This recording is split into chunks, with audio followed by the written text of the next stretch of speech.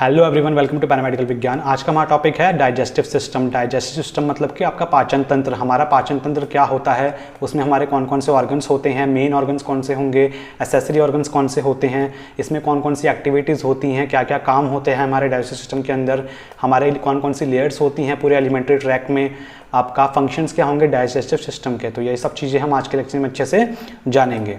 सबसे पहले हम देखेंगे डाइजेस्टिव सिस्टम होता क्या है। तो ये देखिए, डाइजेस्टिव सिस्टम को हम एलिमेंट्री कैनाल या फिर गैस्ट्रोइंटेस्टाइनल ट्रैक भी कहते हैं। तो कुछ भी बोल लो आप, गैस्ट्रोइंटेस्टाइनल ट्रैक बोल लो, जीआईटी बोल लो, एलिमेंट्री कैनाल बोल लो, बात एक ही है। It is a complex and highly organized system in the human body responsible for ingestion, digestion, absorption and elimination of food and waste materials। यानी कि आपका ये एक आपका बहुत ऑर्गेनाइज सिस्टम होता है, पूरा कंप्लीटली ऑर्गेनाइज सिस्टम है ये। इसमें क्या होता है, हमारा आपका इंजेशन होता है, हम खाना खाते हैं उसको इंजेशन बोलते हैं। हमारे खाने का डाइजेशन होता है, उसमें जो भी एसेंशियल न्यूट्रिएंट्स होते हैं, जो भी हमको चीज़ें चाहिए होती हैं, कार्बोहाइड्रेट, प्रोटीन, फैट, विटामिन, जो कुछ भी हमको चाहिए उसको हमारी बॉडी एब्जॉर्ब कर लेती है उस खाने में से। और बाद में जो हमारा वेस्ट बच जाता है उस वेस्ट को हमारी बॉडी से एलिमिनेट करने का काम भी किसका होता है, हमारे डाइजेस्टिव सिस्टम का होता है। It plays a vital role in breaking down ingested food into essential nutrients. इसका काम क्या होता है, ये ब्रेक डाउन करता है इंजेस्टेड फूड को, जो भी हमने खाना खाया उसको क्या करेगा, ब्रेक डाउन कर देगा, उसको तोड़ेगा और उसमें से एसेंशियल न्यूट्रिएंट्स जो भी हमारी बॉडी को चाहिए उसको एब्जॉर्ब कर लेगा इनटू द ब्लड स्ट्रीम। और एब्जॉर्ब करेगा कहाँ पे भेजेगा, हमारे ब्लड स्ट्रीम में भेज देगा और हमारे ब्लड स्ट्रीम से हमारी बॉडी उसको यूटिलाइज कर लेगी एनर्जी के लिए, ग्रोथ के लिए, हमारी बॉडी के जो भी नॉर्मल फंक्शंस होते हैं उसको मेंटेन करने के लिए। एलिमेंट्री कैनाल के बारे में जानते हैं हम। It's a one way tube, आपकी वन वे ट्यूब होती है, स्टार्ट होती है आपके माउथ से और खत्म होती है आपके एनस पे। इसकी जो साइज होता है कितना होता है, टोटल 30 फीट लॉन्ग होता है। तो उसका आपका माउथ से लेके जो एनल कैनाल आपका एनस तक का जो टोटल साइज होता है वो कितना होता है आपका, लगभग 30 फीट होता है। ये स्टार्ट होती है आपके माउथ से। माउथ के बाद आपका खाना किस में जाता है, आपके फेरिंग्स में। फेरिंग्स के बाद आपका जाएगा खाना किस में, ईजोफेगस में, फूड पाइप में।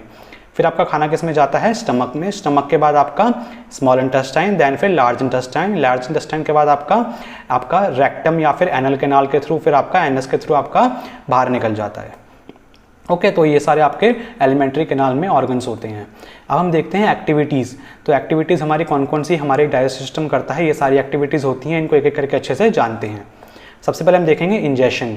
ये देखिए, हम जो खाना खाते हैं तो प्रोसेस ऑफ इनटेकिंग ऑफ फूड, ठीक है, हमारा खाना उसको क्या बोलते हैं हम, इंजेशन बोलते हैं। फिर आता है प्रोपल्जन। जो भी हमने खाना खाया तो वो खाना आपका खाने के बाद हमारे फूड पाइप में जाएगा या फिर हमारे एलिमेंट्री कैनाल में नीचे की तरफ जाएगा, तो उसको क्या बोलते हैं हम, प्रोपल्जन बोलते हैं। इसमें क्या होता है, हमारी स्मूथ मसल्स जो होती हैं वो कॉन्ट्रैक्ट रिलैक्स करती हैं, जिसको हम पेरिस्टालसिस मूवमेंट बोलते हैं। तो आपका जो बोलस है, ये देखिए, ये आपका नीचे जा रहा है ना, जो भी आपका खाना होता है वो आपका जब सलाइवा के साथ मिक्स हो जाता है तो उसको हम बोलस बोलते हैं। तो आपका मिक्स होकर कहाँ पे जाएगा, आपका ये नीचे आपके एलिमेंट्री कैनाल में जाएगा धीरे धीरे करके, तो उसको क्या बोलेंगे हम, प्रोपल्जन बोलते हैं, सेकंड स्टेप। इसके बाद क्या होता है हमारा डाइजेशन। डाइजेशन देखिए दो तरीके का होता है, एक होता है मैकेनिकल ब्रेकडाउन, एक होता है केमिकल ब्रेकडाउन। मैकेनिकल ब्रेकडाउन तो देखिए हमारे मुंह में हो जाता है, हमारे जो टीथ होते हैं क्या करते हैं, हमारे फूड को छोटे छोटे टुकड़ों में बांट देते हैं, तो क्या हो गया, मैकेनिकली ब्रेकडाउन हुआ। फिर आता है हमारा केमिकल ब्रेकडाउन। तो केमिकली ब्रेकडाउन भी होता है हमारे सिस्टम के अंदर। इसमें क्या होता है, हमारे बहुत सारे डाइजेस्टिव जूसेस, आपके गैस्ट्रिक जूसेस निकलते हैं, एंजाइम्स निकलते हैं, जो कि क्या करते हैं, हमारे जो खाना होता है उसको केमिकली तोड़ते हैं। तो दो तरीके से आपका डाइजेशन होता है। फिर आता है हमारा एब्जॉर्प्शन। हमारी जो इंटेस्टाइन की वॉल होती है, स्मॉल इंटेस्टाइन की जो वॉल होगी उस पर विलाय होता है, ये क्या करता है, हमारा जो न्यूट्रिएंट होता है ना उसको एब्जॉर्ब कर लेता है। और आपका एब्जॉर्ब करने के बाद आपका जो ब्लड वेसल्स होती हैं उसमें वो न्यूट्रिएंट चले जाता है और उसके थ्रू आपका पूरी बॉडी में जहाँ पे उसको जरूरत होती है वो चले जाता है। फिर आता हमारा लास्ट स्टेप, एलिमिनेशन। जो भी हमारा खाने से सब कुछ एब्जॉर्ब करने के बाद जो आपका फीसिस बच गया, जो लास्ट होता है उसको क्या बोलते हैं हम, फीसिस बोलते हैं, ठीक है। तो वो आपका फिर आप एलिमिनेट कर देते हो अपने संडास में जाके। तो ये सारे स्टेप्स होते हैं, आपकी एक्टिविटीज़ होती हैं कौन कौन सी हमारे डाइजेस्टिव सिस्टम के अंदर। तो ये 5 एक्टिविटीज़ आपको याद रखनी है। अब हम बात करते हैं organs of the digestive system की, हमारे डाइजेस्टिव सिस्टम में कौन कौन से ऑर्गन्स होते हैं। तो आपके दो तरीके के ऑर्गन्स होंगे, एक होगा मेन ऑर्गन्स और दूसरा होगा एसेसरी ऑर्गन्स। मेन ऑर्गन जो अभी आपको मैंने बताया, कुछ एसेसरी ऑर्गन्स भी होते हैं। एसेसरी ऑर्गन्स मतलब कि आपको जो हेल्प करते हैं, वो आपका डाइजेस्टिव सिस्टम का पूरा पार्ट नहीं होता, लेकिन वो हेल्प करेंगे आपके डाइजेशन में। तो सबसे पहले हम देखते हैं मेन ऑर्गन्स। मेन ऑर्गन्स देखिए, आपका माउथ हो गया, ईजोफेगस हो गया, फेरिंग्स हो गया, स्टमक हो गया, small intestine, large intestine, rectum और एनल कैनाल, ये सब का क्या होता है, ये आपके मेन ऑर्गन्स होते हैं। और एसेसरी ऑर्गन्स आपके कौन कौन से होंगे, आपके 3 पेयर्स ऑफ सलाइवरी ग्लैंड जो कि आपके माउथ वाले एरिया में होते हैं। तो इसमें क्या होगा, आपका सलाइवरी ग्लैंड में कौन कौन से ग्लैंड्स होते हैं, आपके पैरोटिड ग्लैंड, सबलिंगुअल ग्लैंड, सब मैंडिबुलर ग्लैंड, ये आपके 2 होते हैं, ठीक है, पेयर्स में होंगे ये। तो 3 पेयर आपके हो गए सलाइवरी ग्लैंड के। आपका पैनक्रियाज हो गया, वो जो आपका लीफ वाला स्ट्रक्चर होता है ना, लीफ शेप का, उसको हम आपका पैनक्रियाज बोलते हैं। इसके अलावा आपका गॉल ब्लैडर हो गया, लिवर हो गया, ये क्या करते हैं, ये भी हमारे हेल्प करते हैं डाइजेशन में। तो ये क्या सारे क्या होते हैं, हमारे एसेसरी ऑर्गन्स होते हैं। अब हम देखते हैं वॉल्स ऑफ एलिमेंट्री कैनाल। हमारी जो एलिमेंट्री कैनाल होता है उसमें कौन कौन सी लेयर्स होती हैं। तो इसमें देखिए 4 लेयर होती है हमारी। एडवेंटिशिया, जिसको हम आउटर कवरिंग भी कहते हैं, या फिर इसको हम सिरोसा भी बोल देते हैं, सबसे बाहर वाली लेयर। ओके, फिर आती है हमारी मसल लेयर। मसल लेयर हमारी सेकंड लेयर होती है।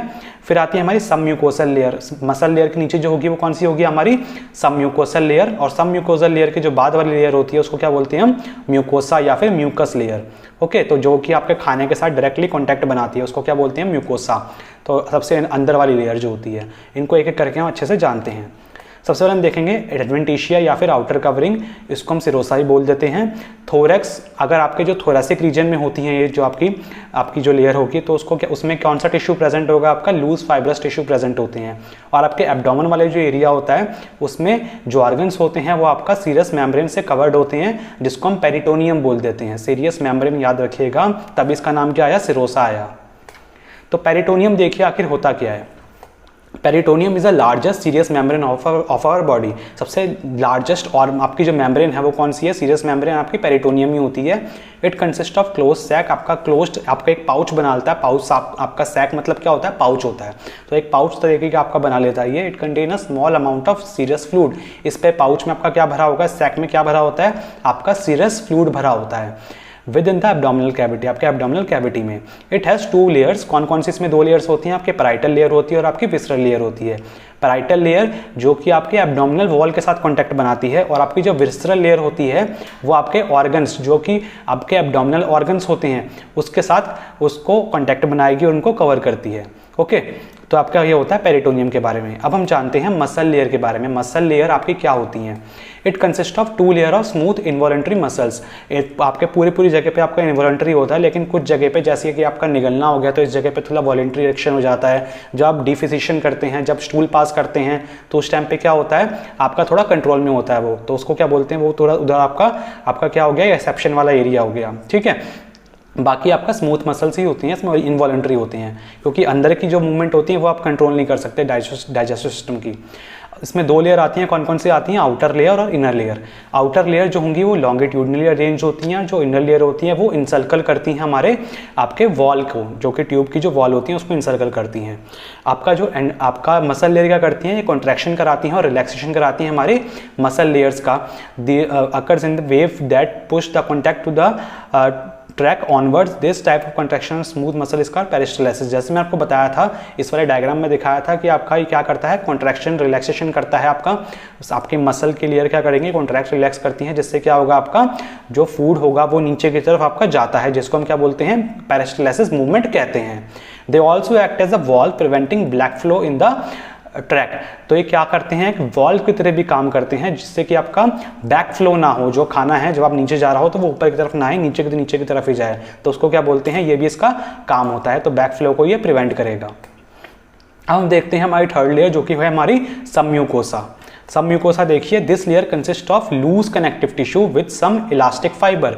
तो इसमें क्या होता है, लूज कनेक्टिव टिश्यू होते हैं और कुछ इलास्टिक फाइबर्स होते हैं। It includes blood and lymphatic vessels. इसमें क्या होंगी, हमारी ब्लड होती है, लिम्फेटिक वेसल्स होती हैं जो कि ट्रांसपोर्ट करती हैं एब्जॉर्ब्ड न्यूट्रिएंट्स को, and a scattering of submucosal gland that release digestive enzymes. और इसमें कुछ आपके सबम्यूकोसल ग्लैंड भी पाए जाते हैं जो कि आपके डाइजेस्टिव सिक्रीशन भी करते हैं सबम्यूकोसा वाली लेयर के अंदर।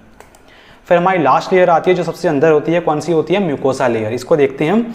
Mucosa layer, this consist of 3 layer of tissue. इसमें क्या होते हैं, 3 लेयर होती हैं। कौन कौन सी होती हैं, एपिथेलियम, लैमिना प्रोप्रिया और आपकी मस्कुलरिस म्यूकोसा।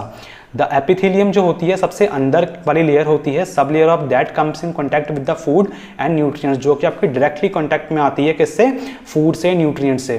ओके, तो म्यूकोसा तो आएगी, लेकिन म्यूकोसा में भी कौन सी आपकी एपिथेलियम वाली जो होती है वो कॉन्टैक्ट बनाती है।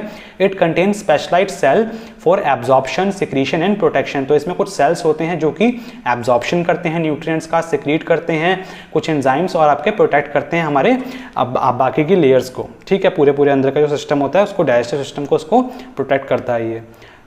फिर आता है हमारी सेकंड लेयर कौन से इसमें, lamina propria, a connective tissue layer that support the epithelium and contain blood vessels and lymphatic vessels.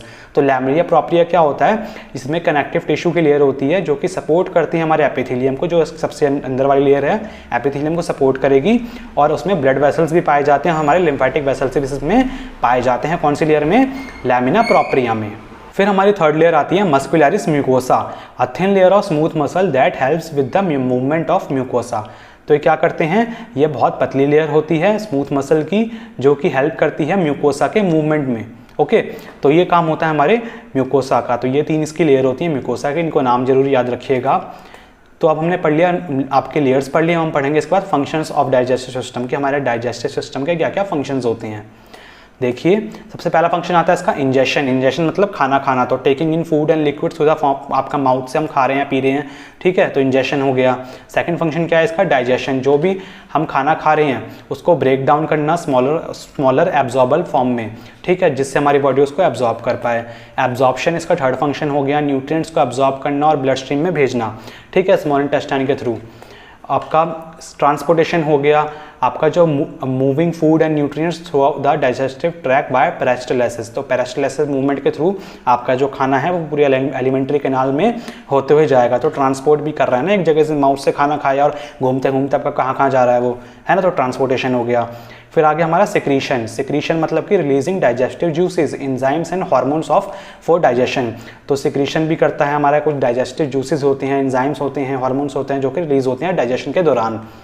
फिर हमारा स्टोरेज एंड मिक्सिंग हो गया, temporary storage and mixing of food in the stomach. तो stomach में क्या होता है, हमारा खाना कुछ देर रुकता है, तो खाना हमारा पेट में तो जाके रुकता है जब आप बोलते हो पेट भर गया, ठीक है, अब और नहीं खाना, तो यानी कि आपका उधर आपका टेम्पररी स्टोर होता है आपका फूड, और उधर मिक्स होता है फूड अच्छे से, और आपका HCl क्या होता है उस फूड को और अच्छे से तोड़ता है, गलाता है अच्छे से। फिर आता हमारा फर्मेंटेशन। तो हमारे जो आपके लार्ज इंटेस्टाइन में बैक्टीरिया होते हैं वो क्या करते हैं, आपके कार्बोहाइड्रेट को आपका फर्मेंटेशन कर देते हैं, आपके अनडाइजेस्टिव कार्बोहाइड्रेट्स का। फिर इसके अलावा हो गया आपका 8th function excretion, eliminating waste product as faeces through the rectum and anus. तो आपका जो रेक्टम होगा, एनस होगा, उसके थ्रू क्या करते हैं आप, एलिमिनेट करते हैं, बाहर निकालते हैं हमारे वेस्ट प्रोडक्ट को, जिसको फीसिस बोलते हैं, ठीक है। तो स्टूल होता है, पॉटी होती है, उसको क्या बोलते हैं मेडिकल में, फीसिस बोलते हैं ज़्यादातर, ठीक है, फीसिस या फिर स्टूल। इसके अलावा हमारा इम्यून डिफेंस भी करता है हमारा digestive system, protecting against pathogen and foreign substances, ये भी आपका काम करता है। और आपका मेटाबॉलिक रेगुलेशन भी होती है, आपका मेटाबॉलिज्म रेगुलेट होगा, कैसे होगा, आप न्यूट्रिएंट्स को एब्जॉर्ब करते हैं तो सब वो भी न्यूट्रिएंट्स भी आपका मेटाबॉलिज्म में हेल्प करते हैं।